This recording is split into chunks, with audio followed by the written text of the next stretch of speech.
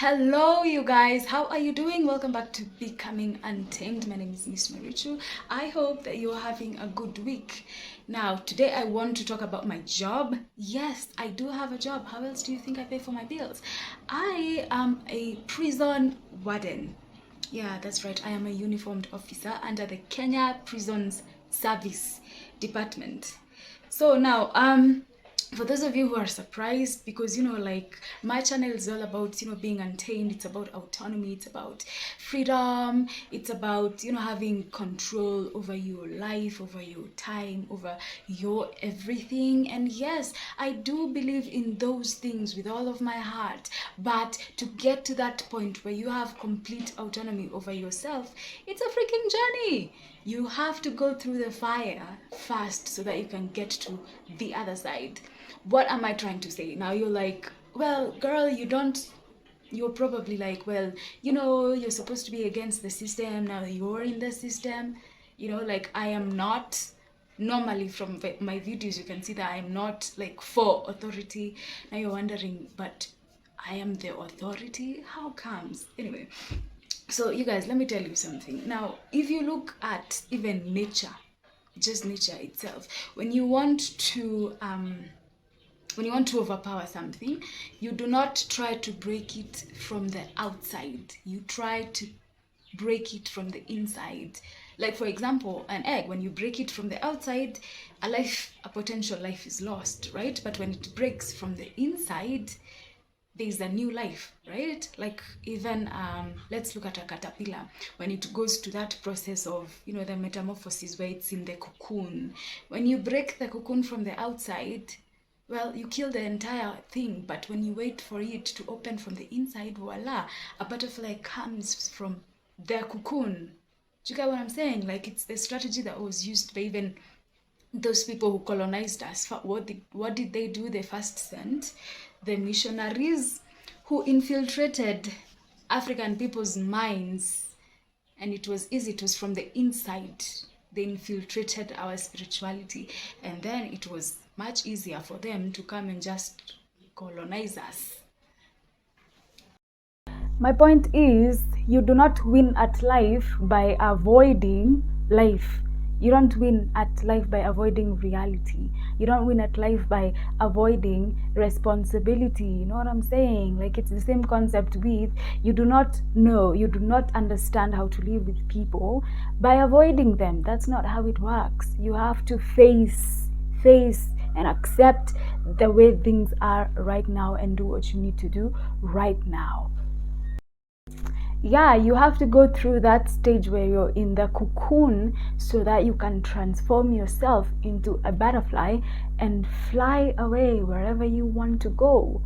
Like, you do not triumph over things by avoiding them. You do that by facing them, embracing them, going head on. Okay, so first question I'm going to be answering, why people ask me, why did I decide to become a prison warden? Well, this is funny. I actually didn't decide. So what happened is that at that time, I was staying at my mom's house, my mom's place, and I was like, you know what, I need to get out of here and I need money. So when she asked me, well, when this opportunity came, I was like, you know what, I didn't even think, because at that moment I was just thinking about how am I going to get out of here and where am I going to get money to sustain me. And so I just went with it. I didn't even think, by the way. I was like, you know what, whatever I'm gonna find, I'm gonna go with it, and that is the thing that I'll find will help me do the things that I wanted to do, like this YouTube channel. So I didn't even know that it's a whole faction by itself, like Kenya Prison Service. I didn't know it existed. I don't even know I didn't think about who used to chunga the inmates, the people who are convicted. Sijui hata, I think nilikuwa nafikiria ni police. I have no idea. Sijui, I didn't know, like, it's a whole unit. Like, we have police, and then we have military, we have JSU, we have like Navy, Air Force, now we have prison service. And our uniform is like a dark green beret, dark green sweater, just green everything, green pants, green shirt. Yeah, and of course boots. So yeah, that's how I ended up being a prison warden, because I wanted money, something to sustain me.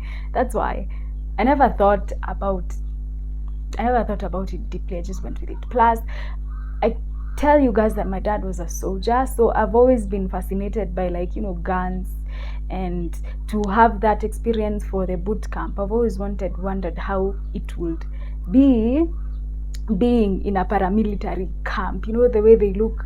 Okay, to me, I think that they look so dope, like in the movies and stuff. So I wanted to have that experience, and I did, and I don't know. Yeah, so that is how I ended up being a prison warden. I never ever thought that I would be a uniformed person. I'm still surprised sometimes when I look at myself in the mirror after I've put on my uniform, like, girl, okay, I am an officer. Well, I am still surprised. Anyway, it is what it is. This is life. Okay, so what exactly do I do? Well, first of all, our key purpose is to kuchunga inmates. I think this question means, like, what do I do in, like, a day-to-day basis, right? Now, what you do not know about prisons, because when you think of prisons, you just think of the cells. Now, there's more than just cells. It's an entire system. The prison system, like Nakuru prisons, for example, it's an entire system inside. Like, for example, in the prisons we have, like, okay, so normally it's like a school. I like to think of it like a school, only that these people are inmates. So you wake up in the morning, they do cleaning everywhere, and then at 8 they have duties. Like, for example, we have a salon, we have tailoring, we have cooks, we have farmers who go to the shamba, we have people who are going to go to court for their hearing. Like, there's like 2 departments kwa nini, kwa jela. Like, hata sisi prison officers, so idea yetu inakuanga, like, kazi yetu ni kushinda kaa tumechunga cell wasitoroke.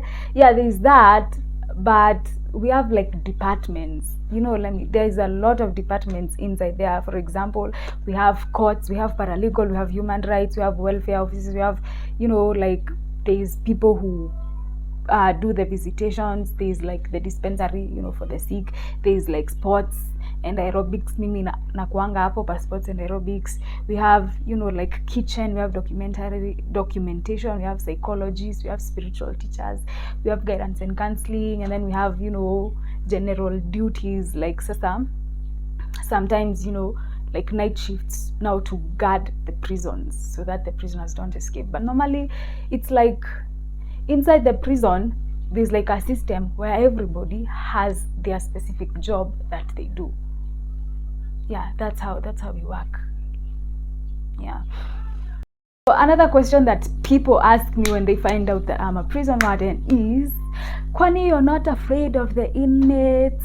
The reason I'm doing this video is so that when someone starts asking me questions about my profession, I'll just be giving them these links so that they can come and watch. But anyway, so the first days when I reported to my station, well, of course you're afraid, because I've never met someone who had killed someone else. First days I was a bit, not afraid kidogo, like, these people are murderers. But as time goes by, we spend day to day with them, and then tumefunza human rights, and these are just normal people who have gone against the law, right? Who have done some inhumane things, and like it or not, the things that they have done inside there, we are all capable of them.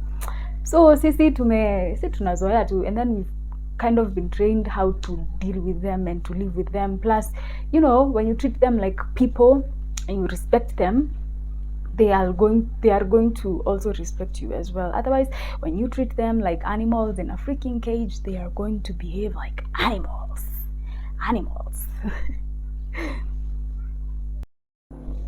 I don't know. I don't feel like there's a lot to tell. Some people also ask me, how does it feel being a prison warden? Well, how does it feel being a human being? It's both sides. It's two sides of the same coin. Sometimes it's nice and like hilarious. They are drama, especially in like our women prison. When you hear the stories of these people, some stories are just really funny. How people land in jail. you know there's just a lot of drama. Sometimes it's fun and it's easy, and you meet all kinds of people from all corners of this country. Sometimes it's just nice, and sometimes it's annoying. I mean, it's the disciplined forces, and if you're not the one making the rules, it means someone else is making rules, and that means that you have to obey them even when you don't like it. You understand what I'm saying? Like, yeah, sometimes I'm just like, you know what, I am just praying that nobody dies or gets sick or escapes under my watch, and I just, masaa yangu ya kazi isha niende home, please.